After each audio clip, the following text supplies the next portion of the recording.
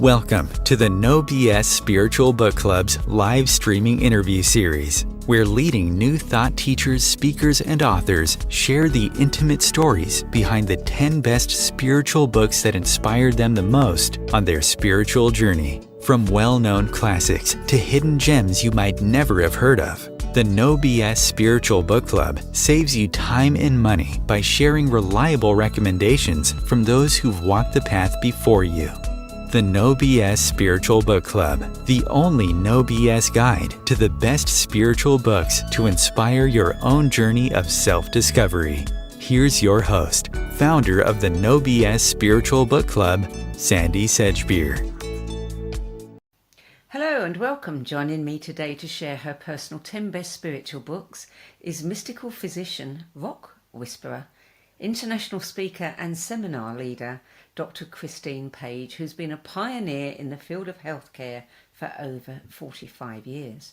The author of 9 books, including Frontiers of Health and Spiritual Alchemy, Beyond the Obvious, bringing intuition into our awakening consciousness, and The Healing Power of the Sacred Woman and the Heart of the Great Mother. Dr. Christine Page joins me now to share the stories behind the 10 books that had the biggest influence on her life journey, and to explain to us why women are the foundation of the birth of new levels of consciousness. Dr. Christine Page, welcome. Thank you, Sandie. It's wonderful to be with you and your audience. I'm very excited about sharing these 10 books. Yes, and what great books they are too. And, you know, it's always interesting to see how many books come up again and again in people's lists. And, you know, you've got a few of them. So they're clearly books that have something to offer everybody. So tell us a little bit about you. You qualified as a doctor from the University of London in 1978 and as a homeopath in 1989. I love that you combined the two. So you truly were an early bridge builder between allopathic and complementary medicine. That's true. And what I like to always say is that I was actually brought up with all of that, so that my mother and my grandmother, great-grandmother were all involved with spirituality and mediumship. And my mother had some very close friends who were homeopaths and healers. And surprise, surprise, that in Britain we have such a strong link to all these different ways, which are we call them complementary, not alternative. And I can remember as a medical student, you're being told, please leave this patient because the healer is coming to work with this patient. Certainly I, as a medical student, was not as high up. But I was brought up around the College of Psychic Studies and the Spiritual Association of Great Britain, both of which are over 100 years old.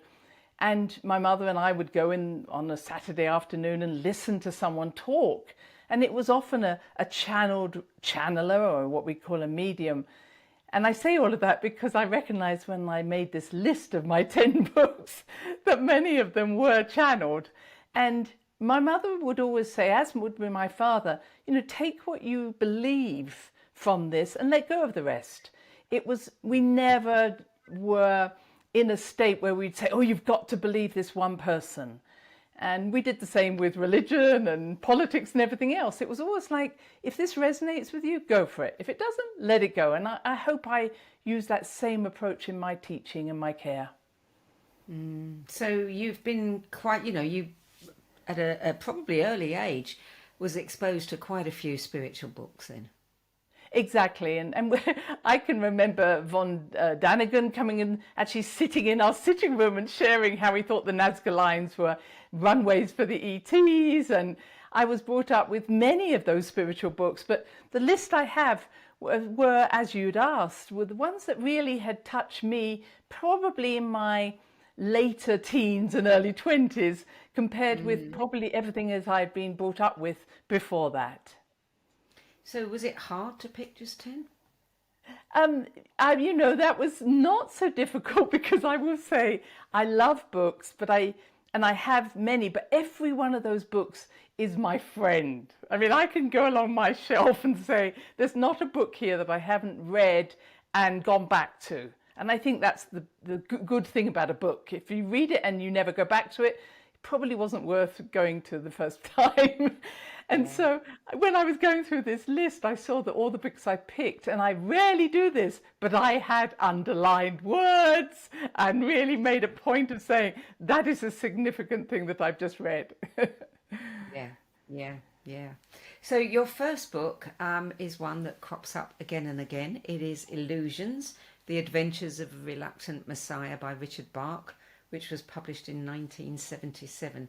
Do you remember when you first came across this book? I do, and I would say that the first memory, of course, I have to say Jonathan Livingston's Seagull by Richard Bach probably came in just a little bit beforehand. And then, of course, his other books, like One, I think was an amazing book where he describes this. So I'm saying I think Illusion came in the middle of this. And I don't actually remember putting my hand on this book, unlike many of the other books that I've listed. But I knew that this was someone who told a great story. And when I saw Illusions and some of the stories that he speaks about in that book, about how this reluctant Messiah was able to do so many different things, and how the way in which he weaved the story through his own love of airplanes and taking people on trips. Yes, it was just a magical story. And I think what I took out of it, if I may say, is it's okay to be reluctant. It's okay not to be necessarily, we're talking about being a Messiah, but I think the reluctance to actually bring our gifts to the surface is real. And yet, I mean, I've lived a life of listening to my intuition and following it, not saying, wow, look at me, but more that there is no other way to go in my mind. You know, it isn't like, well, send me another message and maybe I'll follow that one. I have followed them on the first shot, and that's what I encourage other people to do. The second book is Esoteric Healing, Channeled Teachings of the Tibetan by Alice Bailey. And when I was looking this one up, you know, to see when it was published, I got the date of 1972, but she actually died in 1949. So I'm not sure that date is correct.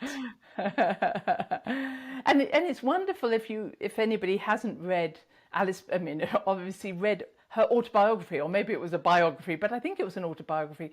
To talk here again, Alice Bailey was evangelical, if I remember. I can't remember which particular religion she was following, but this wasn't her way to say, I'll talk to a Tibetan who, maybe this whole theme of my books is there, this sort of, it wasn't what she wanted to do, and all of a sudden she's doing it. And I think reading her autobiography was fascinating for me because it really, again, talked to me of my own journey. And I do remember how I got to know about her, which was sitting on the South Downs of Britain and reading David Tansley's book, who wrote about radionics and the subtle anatomy of the body. And he mentioned Alice Bailey. Well, I just dived in there and it was like, oh my goodness, this was outside what I'd been taught in medical school. And I always feel that if we are not taken into mystery with a book we're reading, we probably are not reading the right book. Because it isn't about just reinforcing what I already know. I wanted to learn something, and I wanted to be, I'm very curious, but very mystified. And if anybody has read the Tibetan books, the Tibetan often says, I'm not telling you all of the story because you won't get it. It's like, oh, you're not ready for it. And I just love that idea. And I always say when I'm talking to anybody about Alice Bailey, you don't actually read these books, you dive in and out because they are so intense. But I have got several of them. I've got probably the whole set, but esoteric astrology, white magic, all of these have been a profound teacher for me. And the healing, esoteric healing became the forefront of why I wrote my first book, which was Frontiers of Health, all about the chakras.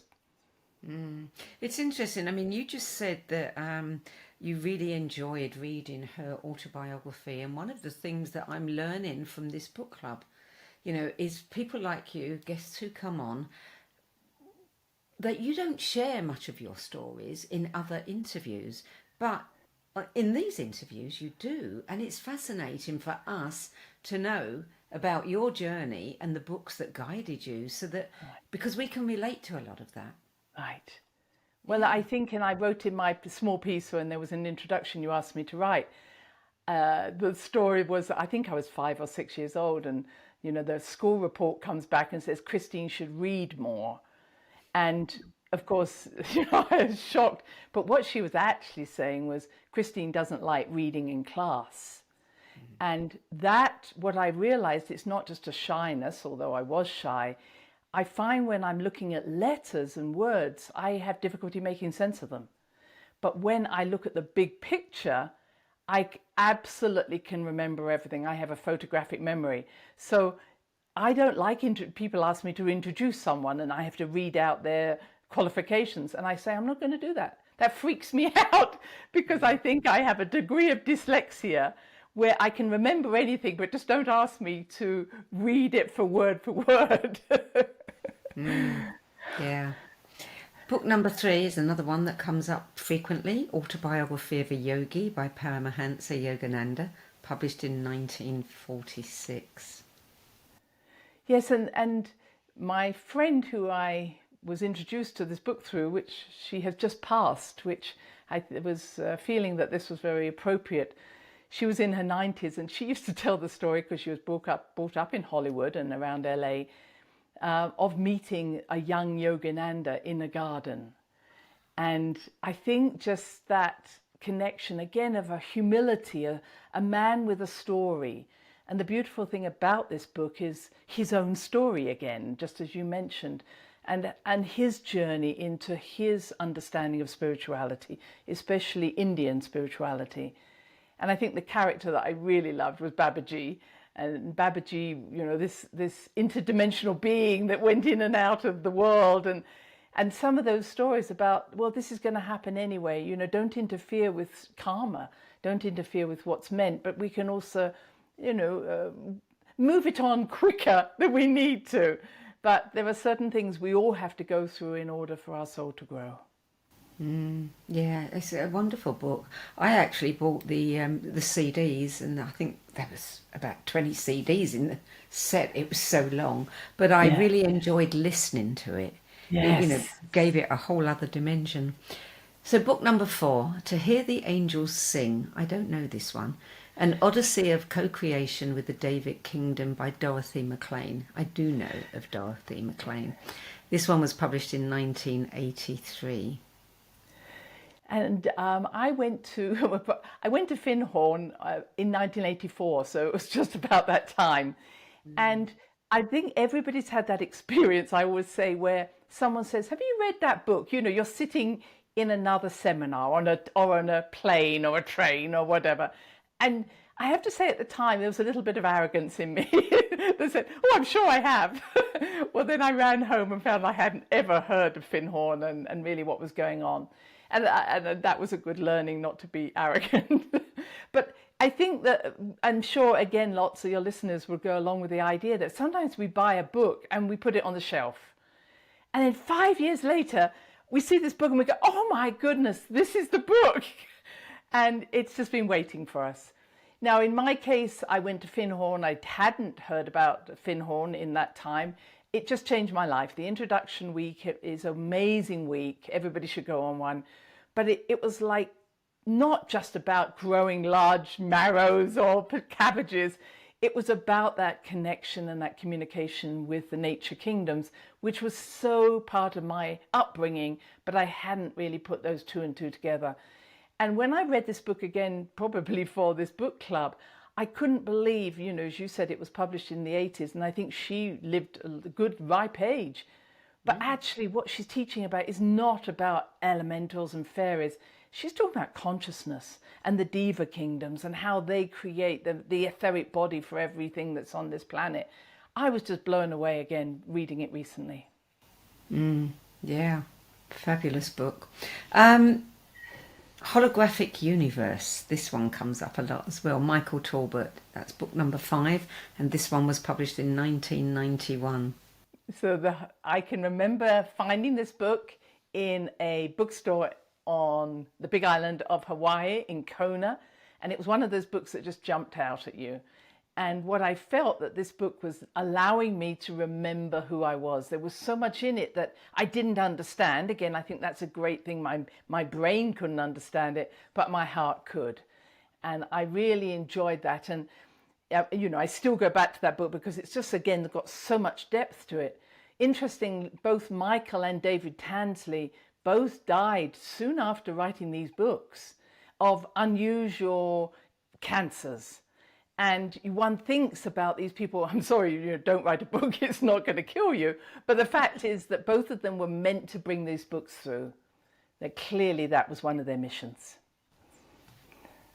That's interesting, isn't it? Because, I mean, there's a faction that would say, oh, they were offed because of they're giving information that's, you know.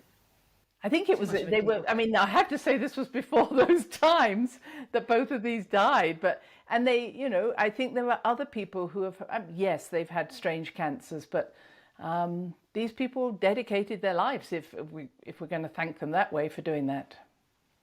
Yeah, amazing.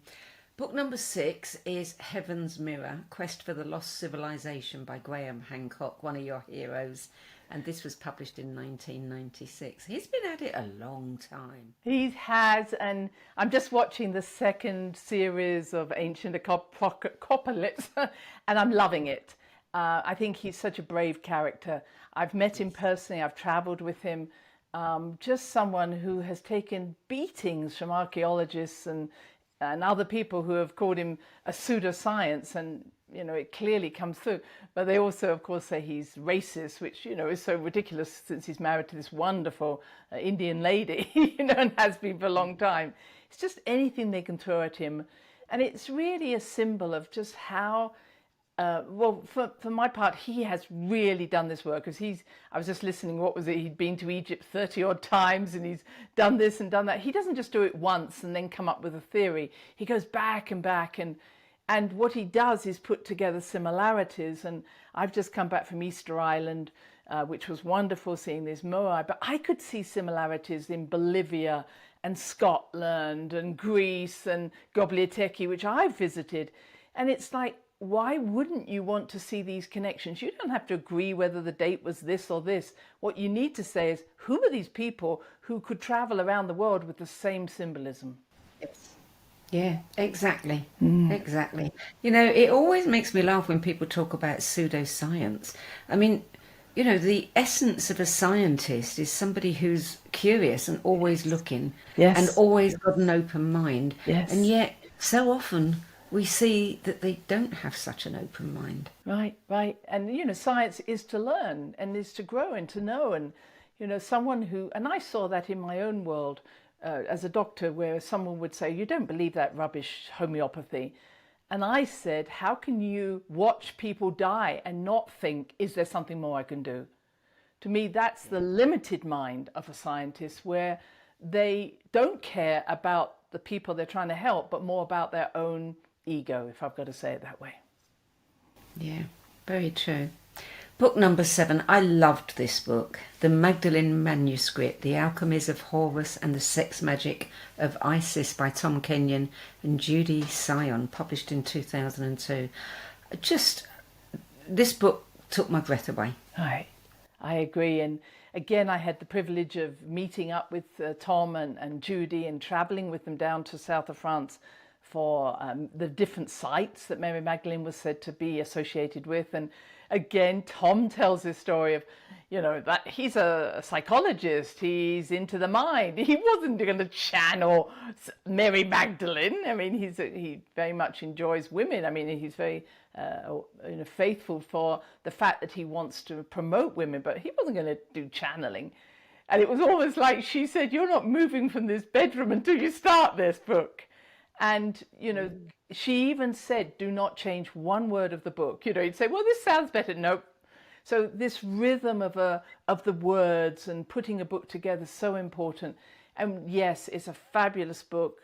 It really shows where Mary Magdalene was an equal to Yeshua, to Jesus. She had her own she has her own following. She was a master in her own right. And then Judy Sion's story in the end of it, really puts together how women have been put down, but now are coming to the fore.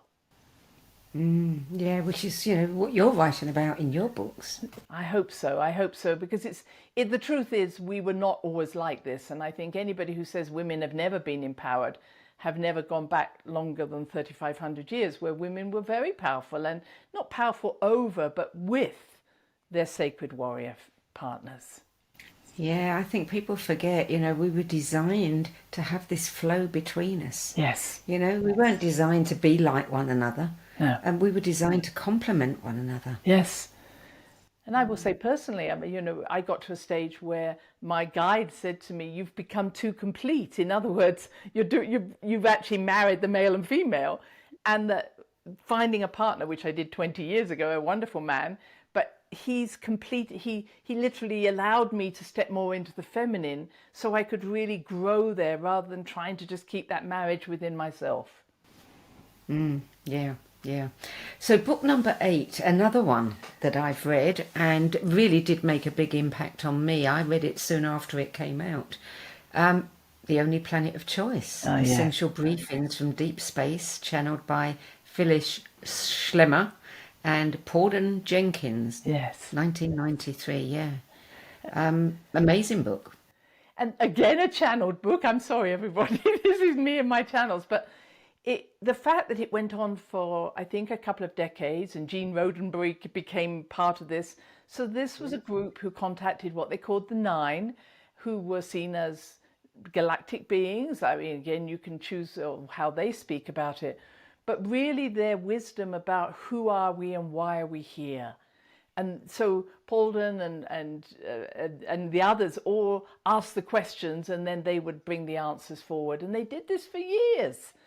And you can, again, dip and dive into this book. You can take bits out of it you like or don't. But I think that I want to put across the title, The Only Planet of Choice, is we were just meant to come here one time and have free will. So choice means having free will. This is the only planet where we have a fiery core to our planet, which brings creative free will. Other planets just keep doing the same thing. But we just keep coming back. And I think that's it's interesting when I read that, it's like, no, this wasn't a planet of choice in that way. It was a planet to make choices. And sometimes we refuse to make choices. We just keep doing the same thing and waiting for a different result. Yeah. There are rumours that Roddenberry's, Star Trek was actually inspired by those sit-ins. Oh, I've no doubt. And you could hear, if you read the book, Harry's asking the questions. Well, what about this? Obviously, he had ideas, and then he could play them out against these amazing beings who came in to talk to them. Yeah. Well, we're going to take a short break now.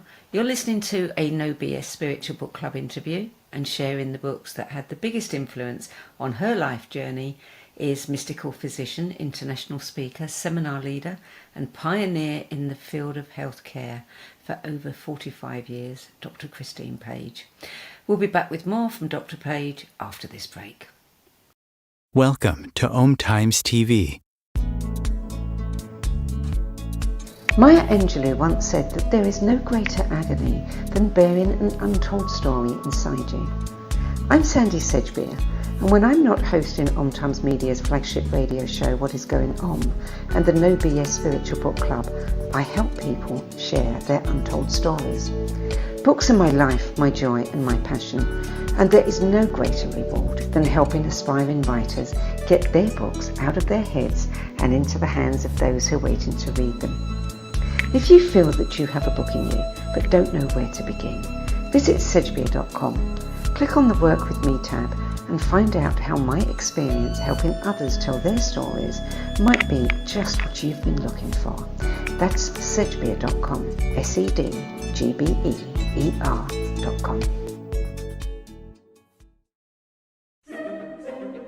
Imagine becoming a super influencer. Reinvent yourself, invest in your brand, and then manifest your success with a robust spheric approach. Om Times Media and Broadcasting offers a unique and multifaceted way to become the spiritual and conscious influencer you deserve to be by putting your message across our powerful platform with its proven record of integrity and excellence. Through our produced shows, Om Times offers the opportunity to become a social media TV personality, a radio show host, an Om Times magazine columnist, and a syndicated podcaster, all in one shot. By live streaming your show on Om Times TV and broadcasting it across the extensive Om Times radio and TV networks, you become more than a host. You become an ambassador and a force for positive change. Om Times. Open yourself to the possibilities. Everything that we do, we can do in a contemplative manner. Through the art of contemplation, you can use the gene keys in a really powerful way. Gene keys is basically the code book of life. In the gene keys, the book is made up of these three levels: shadows, gifts, and siddhis. And the journey is through those three levels, kind of unpicking of the shadow states, the releasing of the gifts, and then the embodying of this higher consciousness called the siddhi. And the siddhis are very exalted words. And it's not like we kind of suddenly are all these exalted Christ-like beings, but we have flashes and illuminations along the journey. And the more we get stuck into the journey, the more illumination comes to us, because the more we're releasing the light from in these codes inside our DNA. So all those revelations are inside us. So the contemplative way is the inner way.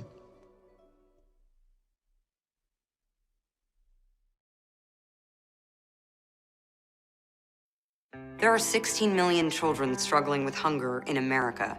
That's 1 in 5 daughters, sons, neighbors, and classmates who don't know where their next meal is coming from. Yet billions of pounds of good food go to waste every year. It's time we do something about it. Feeding America is a nationwide network of food banks that helps provide meals to millions of kids and families in need. Visit feedingamerica.org to help them feed even more. Together, we can solve hunger. Together, we're feeding America. Welcome back. Book number 9, The Emerald Tablet, Alchemy for Personal Transformation by Dennis William Hark, never sure how to pronounce his name, published in 1999. You know, I love alchemy. I'm an alchemist. I love everything about the alchemy. And it was when I was looking to choose a book, this was the one that probably I had spent more time reading, because everything I've done, including as an astrologer, I love the psychological astrology. I love the psychological homeopathy. And in this book, he connects the psychological tendencies of alchemy. Now, if people don't know alchemy, it's about taking base metal and making it gold. But it's also about taking base consciousness and making it gold of enlightenment. And that's what I love. And one of the pieces, again, if you've never looked at the Emerald Tablet, please do so. It was seen to be a tablet. Sometimes people talk about there were 12 or 13 of these tablets, where engraved into them, probably with the third eye, into an emerald, were these words of wisdom. And it is said, and when you read the Emerald Tablet, it's not long, it has this energy to it, talking about how we become this enlightened being. It is said that this was the tablet that God gave Moses the first time round. And that when he gave them this gift, of course, when he went down the mountain, he found that they had melted the gold into a golden calf, because they weren't ready to move into the age of Aries. They wanted to stay in the age of Taurus, the cow. So he got so mad, he crashed the tablet, went back up the mountain and said, "Oh, God, did you see what they did?" And God gave them the 10 Commandments. But actually, when you look at it, the 10 Commandments, and one could say are a rule-based experience, but they have a strong connection to the Emerald Tablet. So I've kind of deciphered the two. Ending that story is, God said, take that golden calf, melt it down, make it monoatomic gold, and give it to the people. And that's manna from heaven. So monoatomic gold is the thing. And once they took the monoatomic gold, they were transformed and were willing to move forward. There we are. That's a complete story. Wow. Interesting, very interesting. I've heard about, you get these phases. Monoatomic gold was around, several years ago everywhere, and Yes. now it's suddenly very quiet. And then I imagine people will discover it again. I mean, have you ever used it? I haven't, but I met Lawrence Gardner again. He was going to go on my list, but I didn't put him on.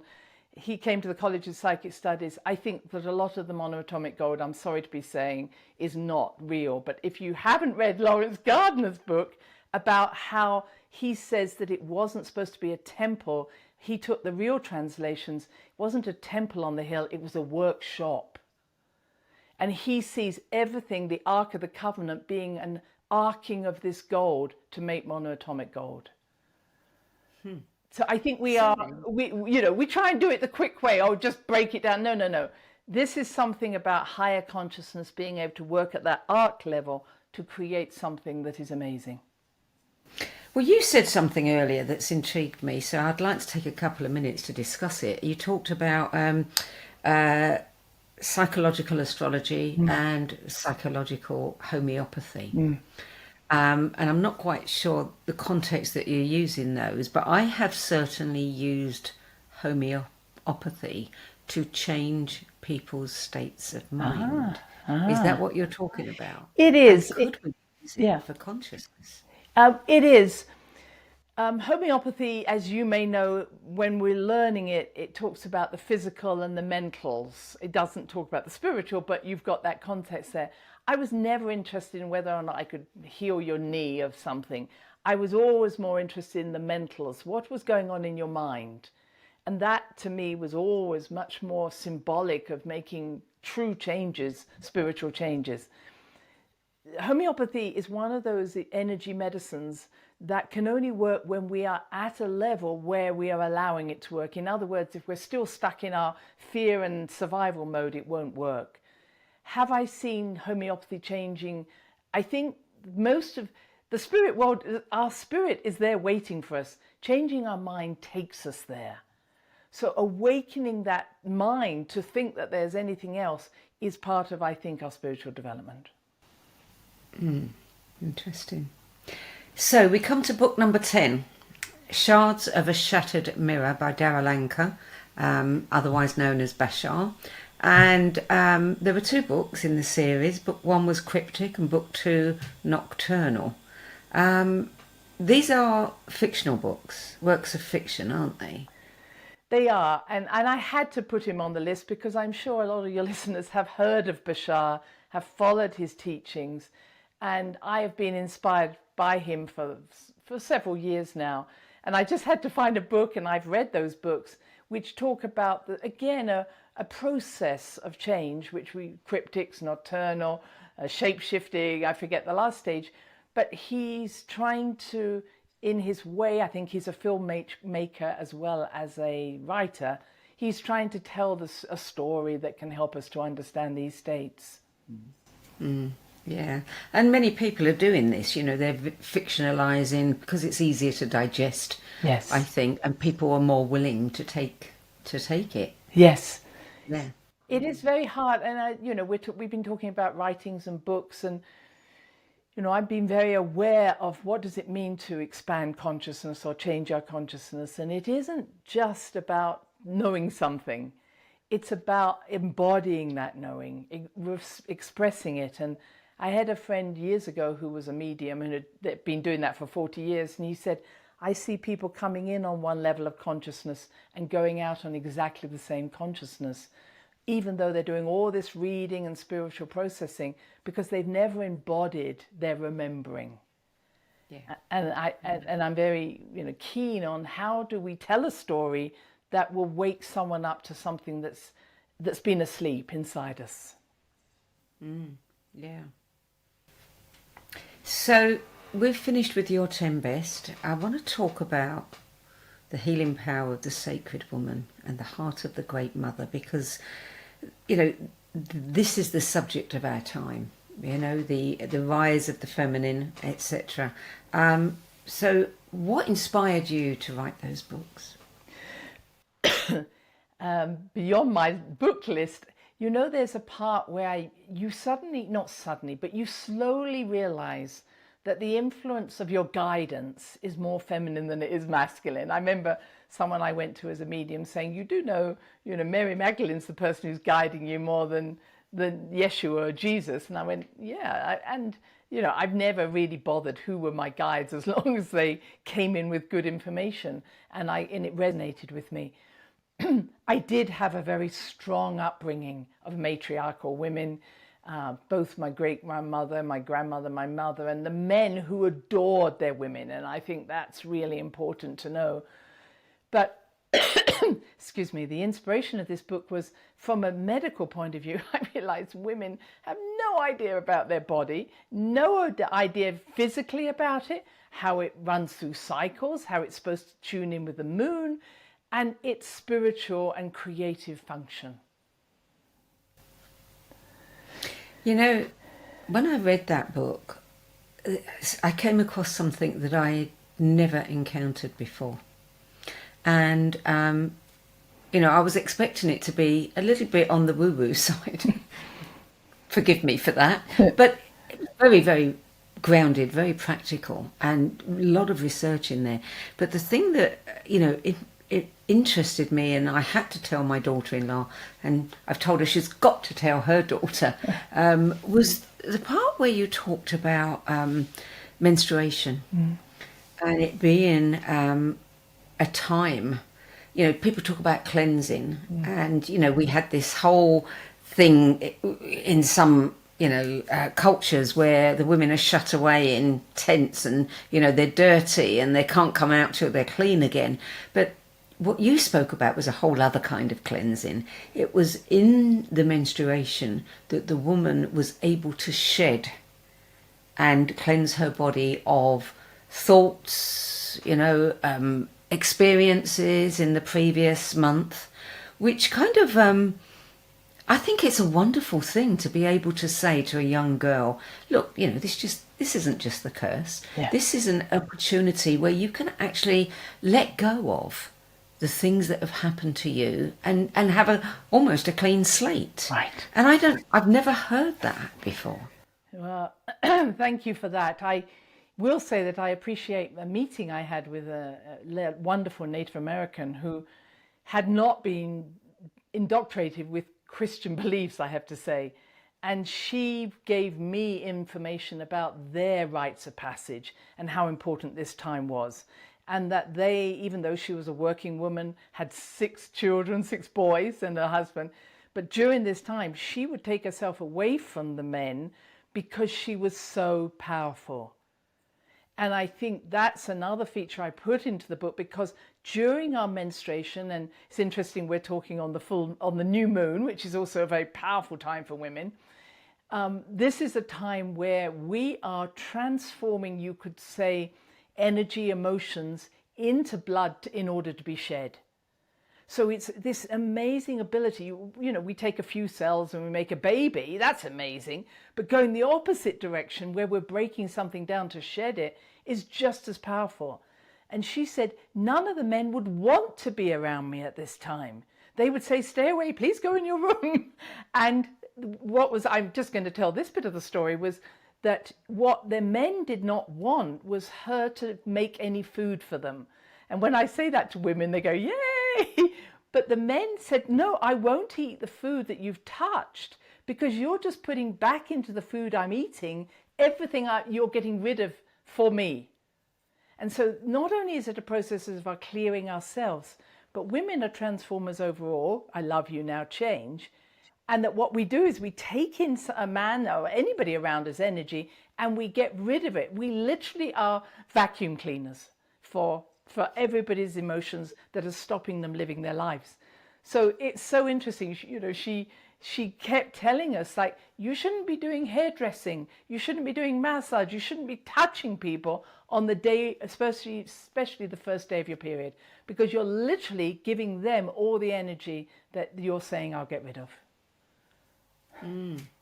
Wow, fascinating. So she would go to a room and she would love it. I mean, she said she had all her creative arts and everything, But the men would bring her food because they didn't want to feed her. Now, I've had women say, well, I'm going to go starving because I live on my own. That's okay. You can put your food in, in the freezer and take it out. But if you're living like your daughter, I think your daughter and your granddaughter are doing, then they can say, well, when you have a period, I'll look after you. And when you have a period, I'll look after you. That is the way it should be. Because you don't want to be eating the food of someone who is on their period at that time. The moon time, as the native people call it. Why do you say that women are the foundation of the birth of new levels of consciousness? Because through this cleansing process, and you've got to empty before you can start filling, then we give birth to this new process. And women have always had, during this moon time, and I always talk about a 3-day ritual. So for those of us who aren't bleeding anymore, it's the day before the new moon, the day of the new moon, and it's the day after. And here, the new moon is on the 1st of November. So today is my emptying day. Tomorrow is my connecting day. So the first day of the new moon day and the first day of your period is the day when you go back into the ocean of possibilities with the Great Mother. And men can't do this.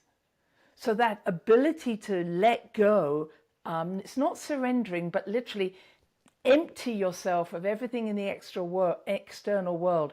And on that first day of your period or the day of the new moon, really just spend time connecting, deeply into the Great Mother. It might be on the earth, go for walks, but it might be meditation. And on the 3rd day, you bring the new information forward and you plant that. And that's what they would do in ancient times. The men would all wait there, not just the men, but they would wait and say, okay, what are we going to do this month? And the women would go do this. And the men would go do, because that's what they love doing. I'm sorry, I'm stereotyping, but they would go off because they had a plan to do something. And the women could sit there for a month. I'm, again, making a joke. But then the men would come back and say, did it? We go, okay, well done. Let's go back in through this cycle again. So the process was that without women being able to dip into that, the ocean of possibilities, the divine consciousness, the universal mind, there was no new creation coming through.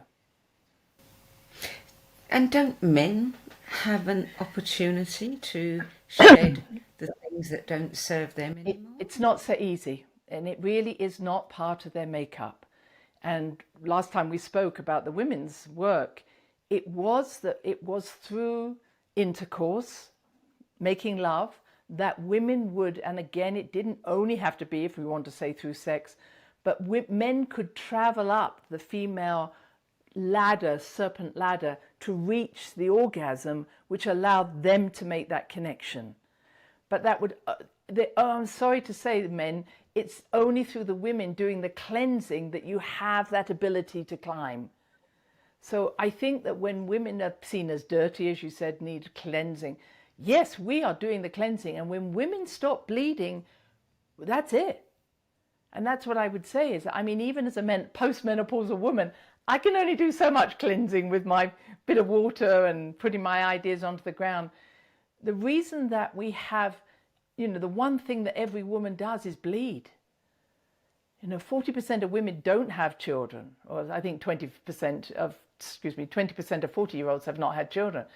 That we don't all have children, but we all bleed. And when women stop bleeding, we have a problem, because it's the bleeding that empties us out. It's the blood of life that allows us to go to this ocean of possibilities. We make that reconnection through the water to the Great Mother. So then what happens to menopausal women? Because isn't this also, my astrology teacher used to say to me that it was when a woman went through the menopause that it's like her energy, she's no longer parenting, her energy becomes hers. And this is why so many women kind of begin to find themselves, or, what they're going to do in the next phase of their life at that point in time. It's totally true, because you're not doing this work anymore.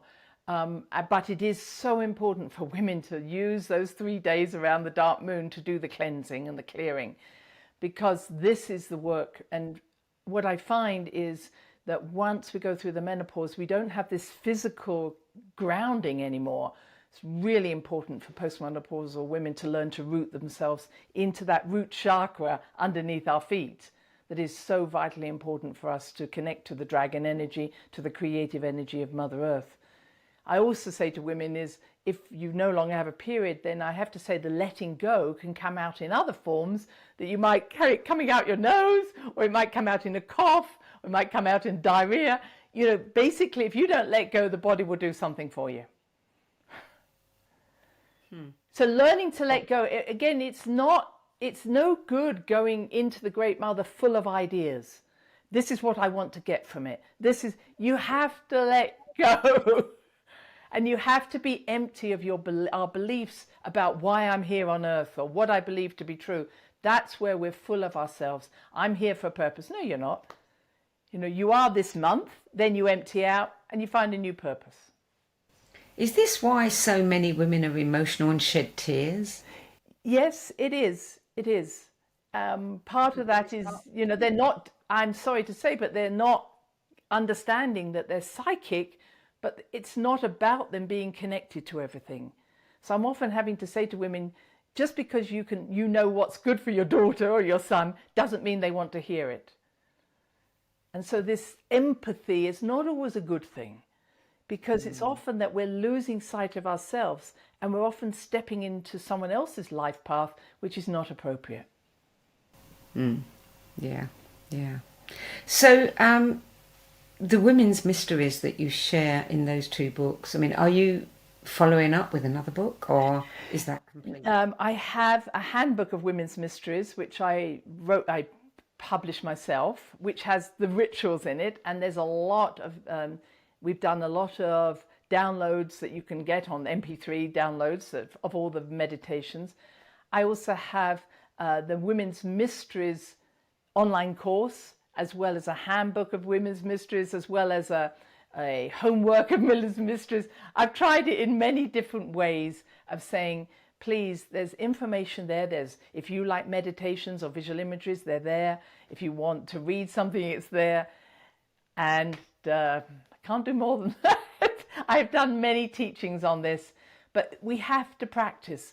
And again, it's not difficult. 3 days, 1 day a month, even if you just remember to let go, is a good start. Yeah. Going back to books, you believe a good book should have a catchy beginning, a profound middle, and a resounding end. Would you say that all of the 10 books you've chosen today fulfill that? I do. I think Bashar says, every story should do those things. It should grab you. It should leave you wanting more at the end. It shouldn't leave you saying, just as you're saying, where's the next book? Or I need to go back in and read that piece.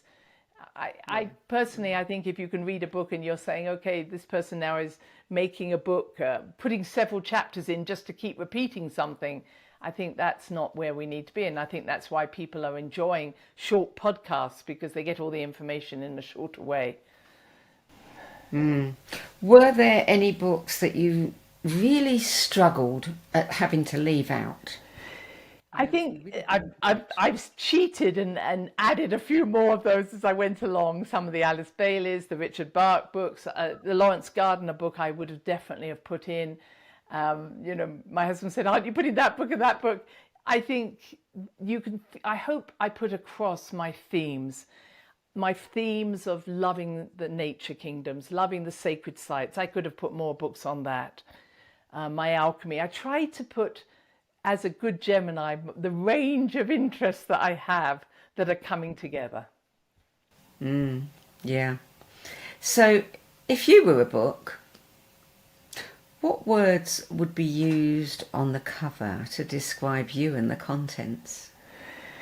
Well, I always see myself as a curious, innocent child, and I think all those words have relevance to them. That curiosity is there. I feel that I may not be answering the way you say, but in Harry Potter, when he opens the book and you dive into the book, I don't want a book where you just have one cover. I want it to be a book where, depending on the angle I'm looking at the book, I dive in and I read something different. That's the book I want to write and be. So tell me about your rock whispering. You know, I have an affinity with the nature kingdoms, thought everybody could, you know, feel energy coming off it. But I particularly love rocks. And I think I was a rock person once. I always make the joke that we are all, you know, we've been in the plant kingdom, we've been a rock person. And I always say, you know, being a rock person was really boring. You were there for tens of thousands of years. But I think that there's something about rocks, and I think that I've carved rocks. There is many people speak, of course, of using your intention to lift rocks, move rocks. I think I've known how to do that, but I've also known how to carve rocks with a great love and attention to the rock person within that rock. And I find that rocks, just for me, I can ask a rock what went on here, and it's like a video camera. It will just tell me everything that went on in the area because nothing else has been there for so long. And so I'm a little bit of a pain in the neck for archaeologists or people or guides, because I'll go somewhere and say, no, the rock tells me something completely different than you're telling me. And usually later on I find that I was accurate. Yeah. So you've talked about meeting, you know, a couple of the people that the authors that you've written about. If you could have dinner with anyone on your list, who would you choose? Oh, that's so hard. That is hard. And you're making me choose one. I don't think I can. And I know that's because I've had the pleasure of sitting with them. I am that curious person. I love hearing people's stories. So if anything, I would, you know, I feel I dived into many of their stories, but I'd love to know them at a deeper level. And maybe I got the chance with some of those. So some of the ones I haven't met, I would love to say, you know, tell me more about your inner life and what led you to do this, just as you're doing for me today. Wouldn't it be great, you know, to have a dinner party and have them all there? Yes, yes. And of course, I'll only relate to the parts that I want. I'm so much into holograms at the moment. I'm like, yeah, I knew you in that particular life, but I don't know the other parts of you. But this piece really resonates with me. And I think that's what a good book should do. It should allow us to go in at different angles at different times and say, wow, I didn't even read that line because I was coming from a different place. Yeah, yeah. I mean, you know, we certainly do learn a lot more about ourselves from the books that we read. Yes. I mean, and not only just because they're giving us information, but the way we respond and grow. And, yes. You know, and resonate too. Yes. Something we read. I mean, to pick up a book and to go, yeah, I know that. I don't know how I know it, but I know it. Is amazing. And, you know, our conversation here is changing both of us. I find that when I'm in the nature kingdoms, like if I'm meeting up with a rock or a sacred site, not only am I being changed by its consciousness, it's changing. And I have this vision that as I'm reading that book is changing. It's almost, and would be the beauty, my Harry Potter way of seeing it, is that some pages would just disappear and other pages would appear because I've read the book. Yes, yeah, that would be really cool.